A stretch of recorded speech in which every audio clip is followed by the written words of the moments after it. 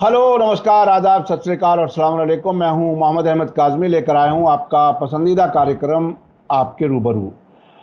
इस वक्त BJP election mode में है और इलेक्शन मोड में होकर के किसी भी तरह से पब्लिक से वोट चाहिए। काम तो ऐसा नहीं किया जिससे वोट मिले, चूंकि लोग कामयाबी का अचीवमेंट कार्ड देखना चाहते हैं कि सरकार ने 9 साल में आखिर क्या किया है। बेरोजगारी, नफरत और मुसलसल लोगों को हर तरह से प्रेशर में लाना, तालीम के मामले को नीचे गिराना, मुख्तलिफ चीजें। मैं इस वक्त वो गिनाने नहीं आया हूं। आज मैं उस इशू पर बात करना चाहता हूं। बीजेपी मुसलमानों में से अलग अलग हिस्से बांट करके तोड़ना चाहती है और अपने सपोर्टर्स मुसलमानों में से भी ढूंढना चाहती है। उन मुसलमानों में से जिनकी मॉब लिंचिंग होती है, प्राइम मिनिस्टर एक लफ्ज नहीं बोलते। जो लोग लोग जिस जो कत्ल हो जाते हैं उनके खिलाफ एफआईआर होती है, और जिनके घर से गया है कोई, जान गई है, उन्हीं को मुकदमों में फंसाया जाता है। वही बीजेपी जो मुसलमानों को बाकायदा ये कहती है कि ये विदेशी हैं, मुसलमान और ईसाई तो विदेशी हैं, इन्हें यहां से जाना चाहिए, पाकिस्तान बन गया क्यों नहीं चले जाते।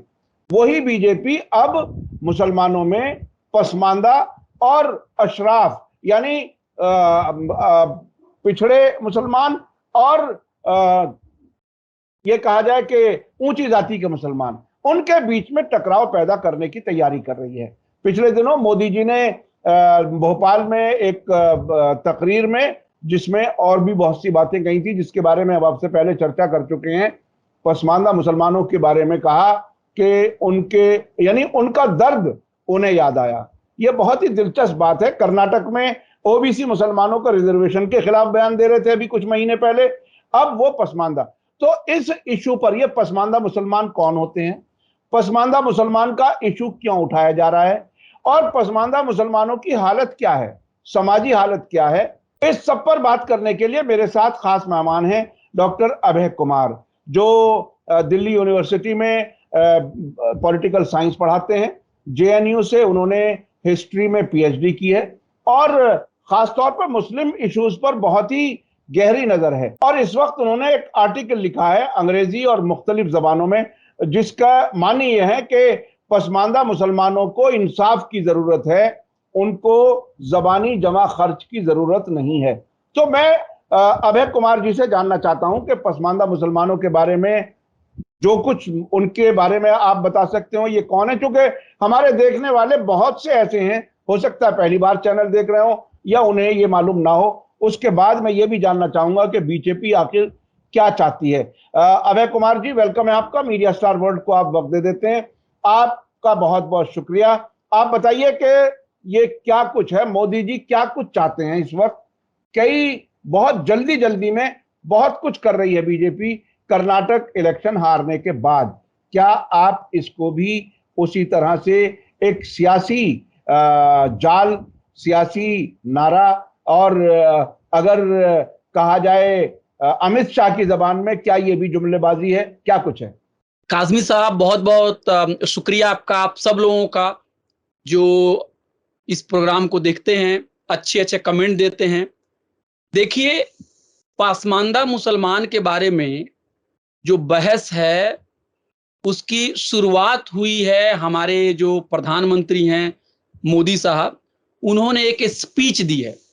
उनकी एक तकरीर जो हुई है वो हाल के दिनों यानी 27 जून को, एक हफ्ता पहले की बात है, उन्होंने भोपाल में बीजेपी के जो कारकुनान हैं, उनके जो मेंबर्स हैं, उनसे खिताब करते हुए उन्होंने पसमानदा मुसलमानों के बारे में बात कही और कहा कि इनकी हालत ठीक नहीं है, इनको नीचा समझा जाता है, इनके साथ भेदभाव किया जाता है। और उन्होंने बहुत सारे पसमानदा जो कास्ट हैं उनके बारे में भी उन्होंने जिक्र किया, और उसके बाद से मीडिया जो है इस पे खबर बनानी शुरू कर दी है।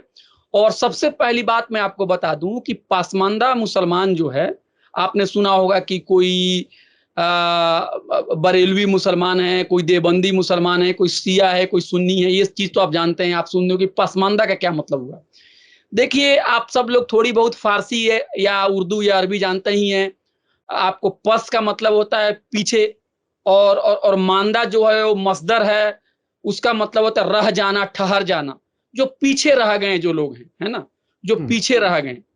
तो जो बैकवर्ड हैं आप कह सकते हैं, अंग्रेजी में उसको कहते हैं those who are fallen behind, जो पीछे रह गए, जो छूट गए, जो कमजोर हो गए, जिनको हाशिए पर धकेल दिया गया।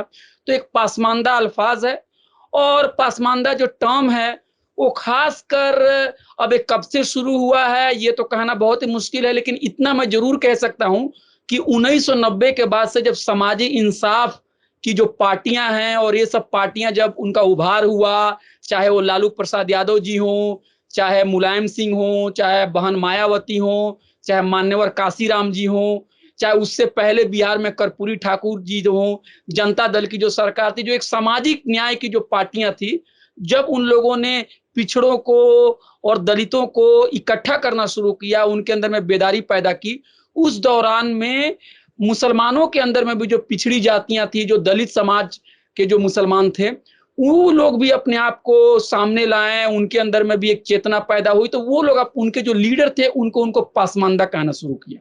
तो ये पासमानदा का मतलब हुआ। अब देखिए, प्रधानमंत्री जी ने जो स्पीच दिया है ना, वो बहुत ही इंटरेस्टिंग है, बहुत ही मैं कहूँ इसका बहुत, इसको हम लोग हिंदी में कहते हैं इसके दूरगामी इसके परिणाम होंगे, बहुत ही इंपॉर्टेंट है, दूररस इसके नाता निकलेंगे इसके। मैं जरा स्पीच को एक बार पढ़ना चाहता हूं जो जो जो जो प्रधानमंत्री जी ने दी है 27 जून को। उन्होंने कहा, मोदी जी ने कहा, अगर आप हमारे मुसलमान भाई बहनों की तरफ देखोगे, और मैं देखता हूं कि जो हमारे पासमानदा मुसलमान भाई बहन हैं, ये वोट बैंक की राजनीति करने वालों ने हमारे जो पासमानदा भाई बहन हैं उनका तो जीना मुश्किल करके रखा है। याद रखिए, कह रहे हैं कि जीना मुश्किल है, वो तबाह हो गए हैं, उनको कोई फायदा नहीं मिला है, वो कष्ट यानी तकलीफ की जिंदगी गुजार रहे हैं, उनकी आवाज सुनने को कोई तैयार नहीं है। उनके ही धर्म के, उनके ही मजहब के एक वर्ग, एक क्लास ने पासमानदा मुसलमानों का शोषण किया है, उनका एक्सप्लॉइटेशन किया है, इस्तेहसाल किया है, लेकिन इसके ऊपर देश में कभी चर्चा नहीं हुई। जो पासमानदा मुसलमान हैं, आज भी बराबरी का हक नहीं मिला है, उन्हें नीचा और अछूत, फिर से मैं दोहराना चाहता हूं, उन्हें नीचा और अछूत यानी लो क्लास का समझा जाता है, और उनको अनटचेबल समझा जाता है। इसी समाज में मैं मुसलमान समाज की बात कर रहा हूं, मुसलमान भाइयों में जो हमारे पासमानदा भाई बहन हैं वो पिछड़े हुए हैं, बैकवर्ड हैं, मैं उनकी बात करता हूं। और फिर उन्होंने बहुत सारी जातियों की बात की कि पासमानदा मुसलमान मोची होते हैं, भिस्ती होते हैं, लालबेगी होते हैं, भटियारा होते हैं, मिरासी होते हैं, डफाली होते हैं, और कह रहे हैं कि उनको कई पीढ़ियों से भुगतना पड़ा है, भेदभाव हुआ है, और भाजपा सरकार जो है अब उनके साथ इंसाफ करने के लिए तैयार है, उनके लोग काम कर रहे हैं। अब देखिए, सबसे इंपॉर्टेंट बात है, वो कह रहे हैं भेदभाव के शिकार हैं, वो कह रहे हैं वो कष्ट की जिंदगी जी रहे हैं, उनको नीचा समझा जाता है, और उनके साथ अछूतपन भी होता है, छूत छात होता है, अनटचेबिलिटी होती है। तो जब इतनी अच्छी बातें अगर आपने कही है कि भाई, मतलब अच्छी बातें कहने का मतलब है कि बीमारी आपने पकड़ ली है, तो हम तो इसमें मोदी जी की बहुत तारीफ कर रहे हैं जी, कि आपने बहुत ही अच्छी बात कही है। जो गरीब था, जो दबा कुचला था, जिसके साथ गैर बराबरी का सलूक किया जाता था, आपने उसके दर्द को बयान कर दिया है। अब हम तो ये कह रहे हैं मोदी जी कि आपने जो वादा किया, जो बातें कही, देश के सबसे बड़े नेता हैं आप, देश के सबसे जिम्मेदार इंसान हैं, देश के सबसे क्या कहें आप, काबिल इंसान हैं। अब आप अपनी बात को आप एक्शन में भी उतार दीजिए, यानी कॉल और फेल, कथनी और करनी में फर्क मत कीजिए, आप इसको एक्शन में उतारिए, क्योंकि हमारा जो कॉन्स्टिट्यूशन है वो कहता है कि जो भी समाज में रहने वाला इंसान तालमी तौर पे, समाजी तौर पर पिछड़ा है, जिसके साथ तारीखी तौर पर भेदभाव की गई है, जिसके साथ छुआछूत किया गया है, उसको आगे लाने के लिए सरकार रिजर्वेशन देगी, अच्छी पॉलिसीज बनाएगी और उनको आगे बढ़ाने के लिए, उनकी तरक्की के लिए तरजीह में उनको रखेगी। तो भाई हमारा देश जो है, आईन भी यही कहता है, आपका नारा भी है कि आप सबका साथ सबका विकास करते हैं। आप अपनी मीटिंग से भी कहते हैं कि मोदी जी पिछड़े समाज के हैं। तो पिछड़ा समाज का प्रधानमंत्री हमारे पास है, बेहतरीन कॉन्स्टिट्यूशन है, आपके पास इतनी बड़ी मेजॉरिटी है, आपने पासमानदा दलितों की बात कही है, मुसलमानों में जो बैकवर्ड लोगों की बात कही है, तो प्लीज आप इसको चुनावी जुमले तक मत रखिए, आप इसको आगे लेके चलिए और पासमानदा मुसलमानों के हक में आप फैसला लीजिए। अब आपको मैं बता दूं कि कैसे मोदी जी इलेक्शंस में कुछ और बोलते हैं और उन्हीं की सरकार अदालत में कुछ और बोलती है। जो हिंदुत्व संगठन में जो लोग काम कर रहे हैं, जो आरएसएस के जो लोग हैं, वो अपने पर्चों में, अपनी मीटिंगों में, अपने जलसे में कुछ और बात कहते हैं। ये जरा इसके बीच में तजाद है और मुझे लगता है कि अगर मोदी जी इस बात को, अगर इन बातों को उन्होंने संजीदगी से कहा, तो आप इस तजाद को दूर कर दीजिए। ये जो तजाद है अभय कुमार जी, ये तजाद ब्रीफ में जरा बता दीजिए कि क्या क्या है, अलग अलग क्या क्या, कहां क्या पोजीशन ले रही है सरकार।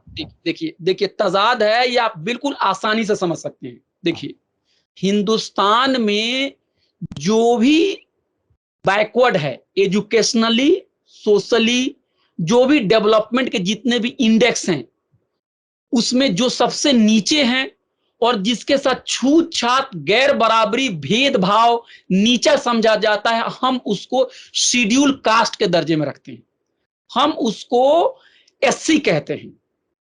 तो अंग्रेजों के जमाने में एससी कैटेगरी के ऊपर कोई धर्म की पाबंदी नहीं होती थी। अब देखिए, हिंदुस्तानी समाज में अगर आप देखेंगे तो ये बात बहुत सारे जो मुसलमान हमारे भाई हैं, वो भी कई बार ये बात नहीं समझ पाते हैं। इस्लाम धर्म के अंदर में मुझे पता है बराबरी की बात कही गई है।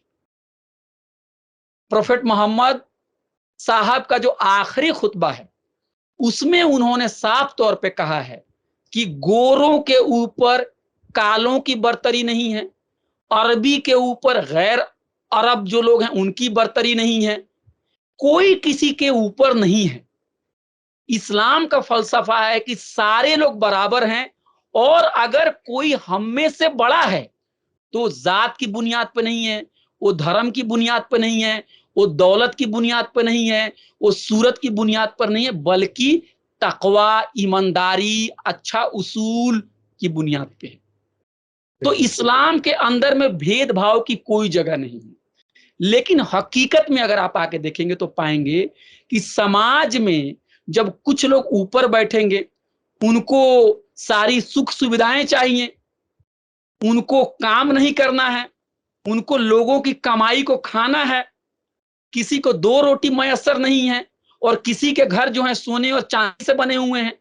ऐसे लोग जब तक लोगों का, दूसरों का शोषण नहीं करते हैं, तब तक उनकी जिंदगी आगे नहीं बढ़ती है।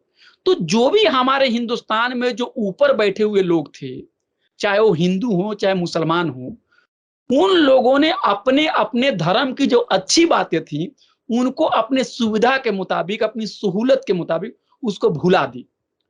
किसान जो है हिंदू भी काम कर रहा है, किसान जो है वो दलित भी काम कर रहा है, वो मुसलमान भी काम कर रहा है, कामगर जो है वो सारे धर्म के लोग काम,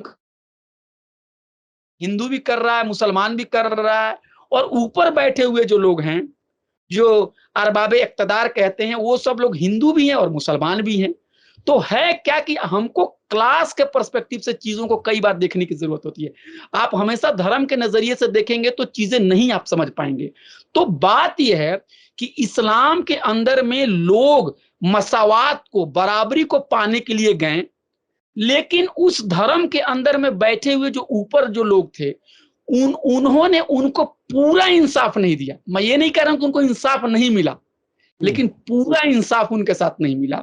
और इसलिए आप पाएंगे कि मुसलमानों की जो ऊंची जातियां हैं, जैसे उसमें शेख, सैयद, पठान, मुगल, ये जो लोग हैं, उनके खाने पीने रहने शादी ब्याह के जो ताल्लुकात हैं वो हिंदुओं के जो ऊंची जाति के जो लोग हैं उनके साथ थे, और जो नीचे जाति के जो लोग थे, चाहे दलित के बराबर आप देख लीजिए, ओबीसी के बराबर देख लीजिए, उनको पूछने के लिए कोई भी नहीं गया।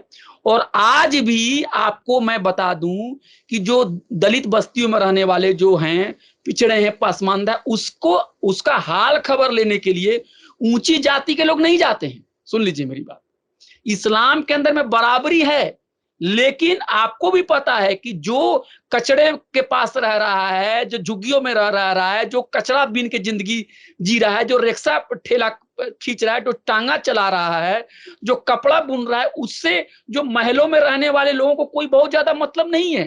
तो मतलब असली बात यह है कि हमारे समाज में, मुस्लिम समाज के अंदर में भी कुछ ऐसे लोग हैं जो आर्थिक तौर पर पिछड़े हैं, सामाजिक तौर पर पिछड़े हैं, और बहुत लोगों के साथ नीचा भी समझा जाता है, और उनके साथ भेदभाव भी होता है। मुसलमान भी करते हैं और गैर मुसलमान भी करते हैं। अब कोई सफाई करने वाला जो व्यक्ति होगा, उसके साथ मुसलमान भी भेदभाव कर रहा है और गैर मुसलमान भी भेदभाव कर रहा है। तो हुआ क्या कि आजादी जब हमको मिली तो शेड्यूल कास्ट के जुमरे में हिंदू जाति के ही लोगों को रखा गया। यानी अगर मैं मुस्लिम नहीं हूं, अगर मैं ईसाई नहीं हूं और मैं सफाई का काम करता हूं तो मुझे एससी का दर्जा मिल गया, लेकिन मैं हिंदू नहीं हूं और मैं मुसलमान हूं और ईसाई हूं और मैं सफाई का काम करता हूं तो मुझे वो दर्जा नहीं मिला। अगर मैं धोबी हूं हिंदू तो मुझे वो दर्जा एससी का मिल गया, अगर मैं मुसलमान धोबी हूं तो मुझे नहीं मिला। तो इस तरह से आप देखेंगे तो हमारे सिस्टम में जो दलित थे, जो मुसलमान थे, जो ईसाई थे, उनको एक गलत पॉलिसी के तहत उनको एससी जुमरे से बाहर रखा गया। इसमें शुरू के दौर में सिखों को भी बाहर रखा गया, और इसमें शुरू के दौर में क्या किया गया, बुद्धिस्टों को भी रखा गया। लेकिन 1956 में सिखों को ला लिया गया, और 1990 में बीपी सिंह साहब ने उन्होंने बुद्धिस्ट लोगों को भी ला दिया। उसके बाद से आवाज उठनी शुरू हो गई कि देखिए भाई, जब दलित एक ही समान है, उसकी कंडीशंस भी एक ही समान है, तो आप मुस्लिम दलित के साथ और आप जो ईसाई दलित है उनके साथ भी इंसाफ कर दीजिए, उनके साथ भी एससी का दर्जा दे दीजिए, ताकि उनके लोग भी स्कूल में जा सके, उनके लोग भी नौकरियां पा सके, वो भी कलेक्टर बन सके, वो भी डीएम बन सके, वो भी एसपी बन सके, वो भी दफ्तर में मुलाजमत ले सके, उनको भी वजीफा मिल जाए, उनको भी कोई भेदभाव करे तो उनके वो भी एससी एसटी एक्ट का इस्तेमाल करके अपनी जानो माल की हिफाजत कर सके। तो क्या हो रहा है कि हमारे ऊपर जो बैठे हुए जो नेता हैं वो इंसाफ नहीं करना चाहते। उनको कहीं ना कहीं ये बात लगता है कि भाई, अगर मुसलमान लोगों को अगर हमने एससी का दर्जा दे दिया, जो दलित और पिछड़े हैं, जिसको हम पासमानदा कहते हैं, कोई उसको दलित कहता है, तो कहीं ऐसा तो नहीं होगा कि धर्म परिवर्तन बढ़ने लगेगा। सुन लीजिए मेरी बात, धर्म परिवर्तन बढ़ने, क्या हिंदू दलित कहीं मुसलमान तो नहीं बन जाएंगे, कहीं क्रिश्चियन तो नहीं बन जाएंगे? तो ये उनके दिल में एक बात बैठी हुई है। लेकिन सुनिए, सच्चाई तो ये है कि जो मुसलमान कूड़ा बीन रहा है, जो मुसलमान जो है रिक्शा खींच रहा है, जो दुख की जिंदगी जी रहा है, वो रिजर्वेशन पाने के लिए जब हिंदू नहीं बन रहा है, तो कोई हिंदू दलित क्यों रिजर्वेशन पाने के लिए मुसलमान बन जाएगा? आप सोचिए जरा। धर्म का जो मामला होता है वो दिल से होता है, कोई पैसे से लेके धर्म को नहीं बदलता है। ये गलत सोच है। तो क्या होता है कि सीधी बात तो हुकूमत में बैठे हुए लोग नहीं कहते हैं, वो उसके लिए दूसरा मंत्र, दूसरा एक रास्ता अख्तियार करते हैं। क्या कहते हैं? इस्लाम के अंदर में जात पात नहीं है, ईसाई के अंदर में जात पात नहीं है, छुआछूत नहीं है उनके अंदर में, तो भाई उनको कैसे मिलेगा? जनाब, इस्लाम की किताब में नहीं है, मोहम्मद साहब की जिंदगी में नहीं है। उनकी तालीमात जो है वो भेदभाव के खिलाफ है, छुआछूत के खिलाफ है। ईसा मसीह सूली पे लटक गए गरीबों के हक के लिए, लेकिन जो उनके मानने वाले जो लोग हैं वो उस रास्ते से भटक गए हैं। और जो मेजोरिटी जो कम्युनिटी है वो जब अपने दलितों के साथ भेदभाव कर रहा है, तो मुसलमान दलितों को कौन सा वो आरती दिखाएगा उसको बुला के? तो अगर इस्लाम वाले या इस्लाम धर्म को मानने वाले या ईसाई को मानने वाले 2 मिनट के लिए मान भी लिया जाए कि वो भेदभाव नहीं करते हैं, हालांकि सच्चाई है कि वो करते हैं, फिर भी 80% लोग तो कर रहे हैं ना उनके साथ, मेजोरिटी कम्युनिटी के लोग। तो ये जो दलील है कि वहां भेदभाव नहीं है, गलत है। और बहुत सारे काम सोशियोलॉजिकल एंथ्रोपोलॉजिकल हुए हैं जिसमें दिखाया गया कि भेदभाव होता है। मैं ये नहीं कह रहा हूं कि अनटचेबिलिटी की जो शिद्दत जिस तरह से हिंदू कम्युनिटीज के अंदर में है, वही शिद्दत जो है वो मुसलमानों के अंदर में है या ईसाइयों के अंदर में, मैं वो नहीं कह रहा हूं। वो वैरी करता है। मैं एक ही, आप कहेंगे कि सारे हिंदुस्तान में एक ही तरह से अनटचेबिलिटी गलत है। गांव में अनटचेबिलिटी का लेवल कुछ और है, शहर में कुछ और है। मस्जिदों के अंदर में किसी को भगाया नहीं जाता है, लेकिन यह भी हो सकता है तुम थोड़ा पीछे बैठ के नमाज पढ़ लो, तुम आगे मत आओ। इमाम कौन बनेगा, बड़े बड़े जो तालीमी इदारे होंगे, मदरसे होंगे, उसका देखरेख कौन करेगा, उसके जिम्मेदार कौन होंगे, पॉलिटिकल पार्टीज में किसको जगह मिलेगी, जो मजहबी इदारे होंगे उसमें किसको जगह मिलेगी। तो कहने का मतलब है जो मजहबी इदारे होते हैं, जो समाजी इदारे होते हैं, वो भी पॉलिटिकल प्रोसेसेस से अलग नहीं होते, उसमें भी होता है वो, भले हम देख नहीं पाते हैं। आरएसएस के अंदर में कोई भी दलित आज तक कोई भी सरसंघचालक नहीं बन पाया है, कोई महिला नहीं बन पाई है। तो ये सवाल ऐसे ही है, आप बताइए, ऐसे ही है। हम पॉलिटिकल साइंस पढ़ते हैं, कोई भी थिंकर औरत नहीं हुई है, सारे थिंकर मर्द ही हुए हैं। जी जी जी। हाँ, तो ये तकरीबन सभी समाजों में है जो आप नतीजा निकाल रहे हैं। देखिए, ये कहता हूं कि कोर्ट में, जी बात करो, कोर्ट में तो एक ये मामला कोर्ट में भी है, अभी पेंडिंग है, बस बात आ गई यहीं पे कंप्लीट हो रही है। कोर्ट में भी मामला है, अदालत पूछती है उनसे, हुकूमत से, हाँ साहब बताइए, मामला आ गया है कि दलित मुसलमानों को, दलित क्रिश्चियन को एससी स्टेटस देना चाहिए, आपका क्या कहना है। तो सरकार को कहना चाहिए कि हाँ हाँ दे दीजिए। तो सरकार क्या वहां पे कहती है, नहीं, इनको देने की जरूरत नहीं है, यहाँ अनटचेबिलिटी नहीं है, यहाँ अनटचेबिलिटी नहीं है, यहाँ छूत छात नहीं है। ये तो बड़ा ही बेहतरीन और इगलिटेरियन मजहब है। तो सोचिए जनाब, दिन भर इस्लाम के बारे में आप नफरत फैलाते हो, आप कोर्ट में जाके कहते हो कि इस्लाम से बेहतर रिलीजन ही कुछ नहीं है, इतना इगलिटेरियन रिलीजन है, यहाँ सारे लोग बराबर हैं। और इलेक्शन से पहले मुसलमान का वोट हासिल करने के लिए, उनमें कंफ्यूजन पैदा करने के लिए आप ये कहते हो कि पासमानदा समाज के लोग के साथ नीच नीच नीच और ऊंच नीच का व्यवहार किया जाता है। तो ये चार तरह की बातें कैसे हो सकती है, आप समझ रहे हैं। अच्छा, मैं थोड़ा सा वक्त की कमी की वजह से अपने दर्शकों को याद दिला दूं कि पिछले दिनों जब कर्नाटक में इलेक्शन हुए तो बीजेपी ने ओबीसी मुसलमानों का रिजर्वेशन जो वहां था 4%, उसको खत्म कराने के लिए उन्होंने शिद्दत से कहा था कि हम नहीं रहने देंगे, और उन्होंने अपने हुकूमत के दौरान वो खत्म भी किया था।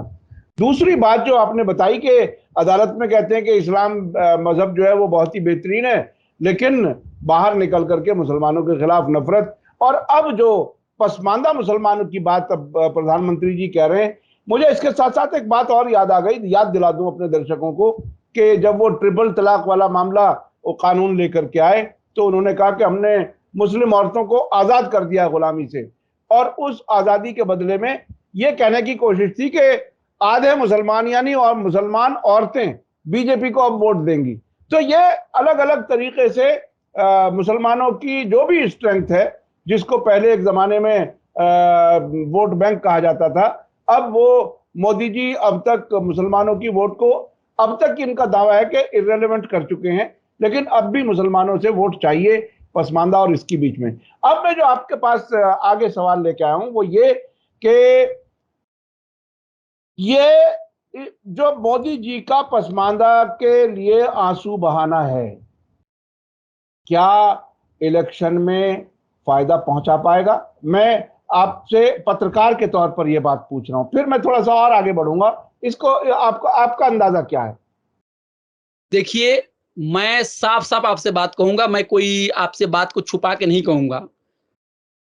देखिए, पासमानदा मुसलमानों के साथ भेदभाव रियासत करती है, स्टेट के तरफ से है, कोई दो राय नहीं है। मैंने आपको बात ही बताई कि 1950 के बाद से ये भेदभाव उनके साथ शुरू है, अभी तक उनको न्याय नहीं मिला। पॉलिटिकल पार्टीज और इसमें सिर्फ बीजेपी नहीं है, सारी पार्टियां हैं। बिल्कुल, यानी कांग्रेस के जमाने में भी देखिए, सेकुलर पार्टियों ने भी उनके साथ इंसाफ नहीं किया। अब एक बात देखिए, मुझे 10 साल तक यूपीए की सरकार रही और सचर कमेटी ने भी दलित मुसलमानों को रिजर्वेशंस देने से की बात कही है। रंगनाथ मिश्रा कमीशन ने भी कहा है कि भाई उनको एससी स्टेटस दे देना चाहिए, और रंगनाथ मिश्रा कमीशन ने तो ये भी कहा कि इसमें कोई संशोधन या कोई अमेंडमेंट करने की, कोई तरमीम करने की जरूरत भी नहीं है, आसानी से हो सकता है, उसको एग्जीक्यूटिव ऑर्डर से हो सकता है। मतलब एक छोटा सा आपको एक फरमान निकालना पड़ेगा। लेकिन क्या हुआ, सेकुलर पार्टियों ने कुछ भी नहीं किया। तो मैं ये कह रहा हूं कि पॉलिटिकल पार्टियों ने उनके साथ नाइंसाफी की है, रियासत का रवैया सौतेला रहा है। अभी हाल में मैं आपको बता दूं कि उत्तराखंड में जब मुसलमानों के ऊपर हमले हुए, तो उस वक्त जब उनकी दुकानों को क्षति पहुंचाने की कोशिश हुई, जब कहा गया कि आप यहां से चले जाओ, निकल जाओ, जब उनका इकोनॉमिक बायकॉट हुआ, तो यह भी खबर आई थी कि जो लोग पासमानदा लीडर मुसलमानों के बीजेपी के साथ थे, वो भी अपनी जान बचा के वहां से भागे हुए हैं। तो ये उनके भी नहीं है, ये भी हकीकत है, ये बिल्कुल उनके भी हकीकत नहीं है। आप देखिए, अभी अली अनवर साहब जो फॉर्मर एमपी है, उनका मैं कुछ दिन पहले इंटरव्यू किया था, उन्होंने भी ये बात कही है कि बिल्किस बानो के साथ जो नाइंसाफी हुई है, वो बिल्किस बानो भी पसमानदा मुस्लिम है, तो उनके साथ इंसाफ क्यों नहीं हुआ है। मौलाना आजाद स्कॉलरशिप जो है उसको बंद कर दिया गया, उससे किसका नुकसान हुआ, क्या उससे पसमानदा मुसलमानों का नुकसान नहीं हो रहा है। एजुकेशन के सेक्टर में बार बार बजट को कम किया जा रहा है, नौकरियां जो है प्राइवेटाइजेशन किया जा रहा है, तो उसमें जो पासमानदा में जो लोग थे, ओबीसी कैटेगरी के थ्रू कुछ जॉब ले लेते थे, उनके साथ भी आप ना इंसाफी कर रहे हैं कि नहीं कर रहे हैं। तो आप ये सारी चीजें देखिए कि सरकार की पूरी जो पॉलिसीज है वो पासमानदा गरीब के खिलाफ है। लेकिन अब आप पूछेंगे उनको फायदा मिलेगा कि नहीं मिलेगा। अब यहां पे मैं आ रहा हूं, देखिए मैं बहुत ही ईमानदारी के साथ ये बात कह रहा हूं कि जब आपस में मनमुटाव हो जाता है, जब हम अपने घर में इंसाफ लोगों के साथ नहीं करते हैं, तो उसका फायदा उठाने के लिए जो मौका परस्त लोग हैं वो आ जाते हैं। मैं इशारतन बात कह रहा हूं। देखिए, आप मुझे एक बात बताइए, मुसलमानों की अक्सरियती आबादी जो है वो पासमानदा दलित लोग हैं। हम कितना उनका हाल पूछते हैं, हम अपने इदारों में उनको कितनी जगह देते हैं। आप हिंदू समाज को देखिए, हिंदू समाज के अंदर में कितने बड़े बड़े रिफॉर्मर्स हुए। अंबेडकर जी ने हिंदू धर्म के बारे में कितनी कितनी टिप्पणियां की है, कितनी कितनी तनकीद की है। लेकिन यहाँ का क्या हुआ, यहाँ की सरकार, यहाँ के जो एलिट क्लासेस है, उन्होंने अंबेडकर को इनकार नहीं किया, अंबेडकर को अपनाया। कितना अपनाया ये आप भी जान रहे हैं। लेकिन हम क्या होता है, मुस्लिम समाज क्या होता है, वो समाज की जो सच्चाई है उसको नहीं समझ लेते हैं, और सिर्फ एक रेटरिक के तौर पे कहते हैं नहीं मुसलमानों के अंदर में कोई भेदभाव नहीं है, जो भेदभाव की बात करते हो वो मुसलमानों को तोड़ने वाले हैं, इसमें बिल्कुल इत्तेहाद है, कोई ऊंचा नीचा नहीं है, एक ही कुरान है, एक ही इस्लाम है। ये बातें जो होती है ना, स्पीच देने के लिए सही होती है। मेरी आप लोगों से गुजारिश यही है कि आप अपने आसपास में जो भी गरीब मुसलमान है, जो पसमानदा मुसलमान है, उनके दर्द को आप अपना दर्द बनाइए, आप उनके साथ जाइए। आपकी ईद बकरीद पूरी नहीं होनी चाहिए। मेरे पास एक किताब है, देखिए ये दलित मुसलमान के ऊपर में अली अनवर साहब की किताब है। इसमें इन्होंने फील्ड स्टडीज किया पटना के बारे में, और इसमें बात लिखी गई है कि जो दलित मुसलमान होते हैं वहां पे जो धर्म का उपदेश देने वाले जो संगठन है वो भी नहीं पहुंचते हैं। उनके घर में शादी ब्याह होता है तो दलित लोग उनके यहाँ खाना खाने आते हैं, लेकिन मुसलमान के जो एलिट लोग होते हैं वहां खाना खाने नहीं जाते हैं। उनका हाल पूछने वाला भी कोई नहीं है। तो मैं ये कह रहा हूं कि जब आप अपनी कम्युनिटीज के अंदर में इतने बड़े लोगों के साथ आप नहीं जाएंगे उनका हाल और दर्द पूछने के लिए, बावजूद इसके कि इस्लाम के अंदर में नमाज पढ़ने के साथ साथ ज़कात देना, गरीबों और मिस्किनों की मदद करने की बात कही गई है। आप कुर्बानी करते हैं, लेकिन कुर्बानी का बड़ा हिस्सा जो गोश्त का होता है आपको बांटने के लिए कहा गया है। तो तालीमात इतनी आपके पास अच्छी है, लेकिन जब आप लोगों के साथ भेदभाव करेंगे, अपने इदारों में जगह नहीं देंगे, अपनी पॉलिटिकल पार्टीज में उनको जगह नहीं देंगे, तो उनके बीच में एक तबका होगा जिसके अंदर में बेचैनी होगी, इस्तराब होगा, उनके अंदर में एक तरह की एक फीलिंग आएगी कि हमको बराबरी के साथ पेश नहीं किया जा रहा है। तो ये मुमकिन है कि उनको मिसगाइड किया जाएगा, वो मिसगाइड होके वो किसी और को वोट देंगे। ये कोई नई बात और ताज्जुब की बात नहीं है। इसलिए हमें ये कहना कि वो उस पार्टी के पास चला गया, वो पार्टी हमें तोड़ रही है, हम अपने घरों को क्यों इतना कमजोर कर रहे हैं? अगर जात पात की बीमारी है तो हमें कहना चाहिए कि इसको हमें दूर करना है।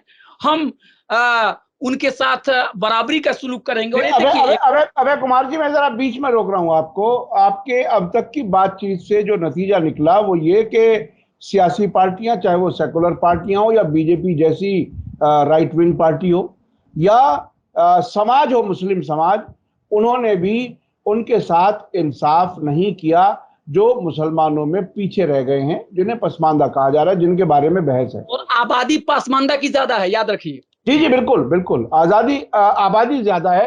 तो इसमें दोनों की जिम्मेदारी है, समाज की भी और सरकारों की भी, कि उस पिछड़े हुए जो पीछे रह गए हैं, जो पसमानदा रह गए हैं, उनको आगे लाने के लिए काम करें। अब आपको क्या लगता है कि क्या कोई तब्दीली की कोई उम्मीद की जा सकती है?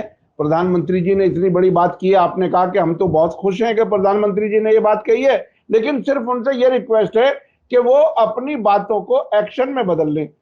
आपको क्या लगता है? देखिए, उन्होंने अछूत भी इस्तेमाल किया है अल्फाज, ये बहुत स्ट्रॉन्ग वर्ड है। अगर प्रधानमंत्री देश का कह रहा है कि पासमानदे के साथ नीचा सलूक किया जाता है, उनके साथ छूत छात की बीमारी है, तो ये उनका स्टेटमेंट तो वो तो बहुत इंपॉर्टेंट स्टेटमेंट है। कोई विधायक और कोई छोटा मोटा लीडर का स्टेटमेंट नहीं है।